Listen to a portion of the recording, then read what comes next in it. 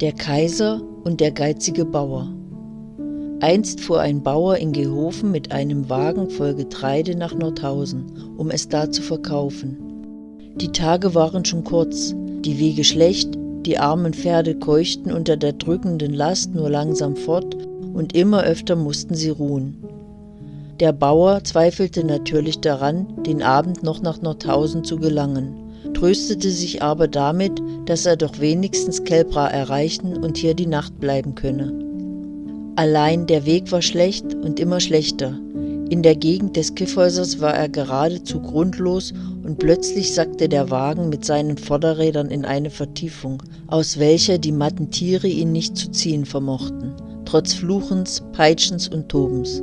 Da nun der Bauer sah, dass er ohne Hilfe absolut nicht weiterkommen könne, fiel er auf die Knie und betete ein Vaterunser.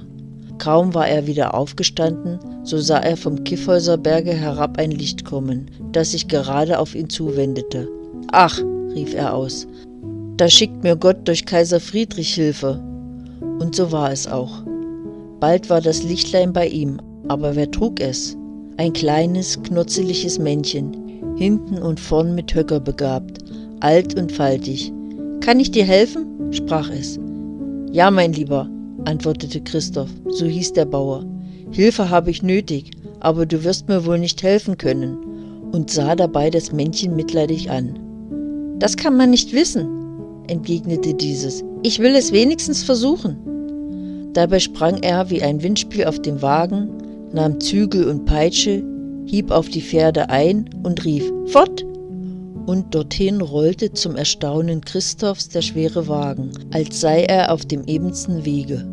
Schon naheten sie sich dem Örtchen Kelbra, da fragte das Männchen den Bauer: »Willst du nicht dein Getreide verkaufen?« »Warum dies nicht?«, erwiderte dieser. »Nun, so fahren wir links auf den Kyffhäuser.« Und damit lenkte das Männchen links nach dem Berge zu. Es hielt den Wagen vor einer in den Berg führenden Öffnung an und hieß Christoph abladen und die Säcke dahin bringen. Der Bauer tat's auch. Drinnen aber, wo er die Säcke niedersetzte, standen viele Kisten und Kästen, alle mit Gold und Silbergeld angefüllt. Er staunte ob des Reichtums und Überflusses, und jedes Mal, wo er einen Sack niedersetzte, blieb er eine Weile die Schätze anstaunend stehen. Jetzt trug er den letzten hinein. Da sprach das Männchen: »Nun kannst du dir aus den Kästen so viel Gold und Silber nehmen, als du für dein Getreide in Nordhausen gelöst hättest.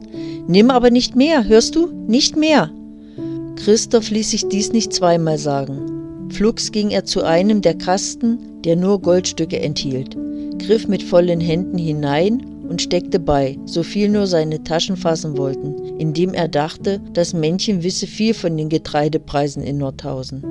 Er kehrte hierauf zu seinen Pferden zurück, bei denen das Männchen stand, reichte ihm die Hand und sprach: »Dankeschön, Vetter, wenn ihr's erlaubt, komme ich bald wieder.« »Du hast doch nicht mehr genommen«, erwiderte das Männchen, »als ich dir gesagt.« »Nein, nicht mehr. Gewiss nicht mehr?« fragte es nochmals mit betonter Stimme.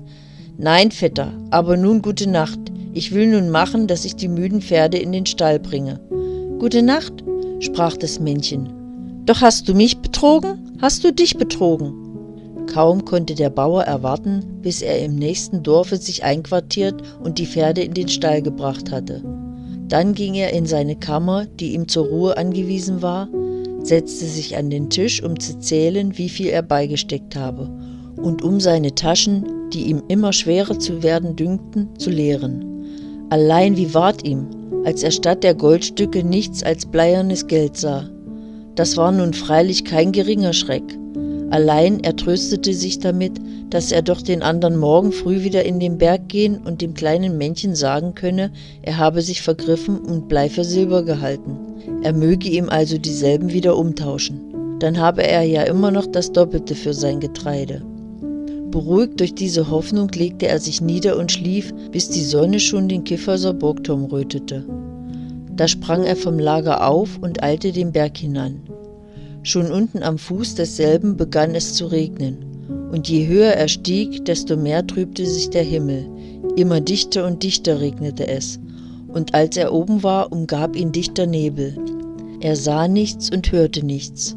Sein Rufen nach dem Männchen war umsonst. Er mochte noch so viel hin und her laufen. Da kehrte er im höchsten Ingrimm um und machte seinem Ärger durch die Worte Luft: »Hol der Teufel den Rotbart mit seinem ganzen Hofgeschmeiß!« Kaum ausgesprochen wankte der Boden unter seinen Füßen. Es donnerte, blitzte, krachte und hagelte. Der Bauer lief zwar schnell hinab, allein um ihn her türmten sich Felsen auf, umschlossen ihn, stürzten mit Geprassel zusammen und zerschmetterten den Lügner und Habsüchtigen.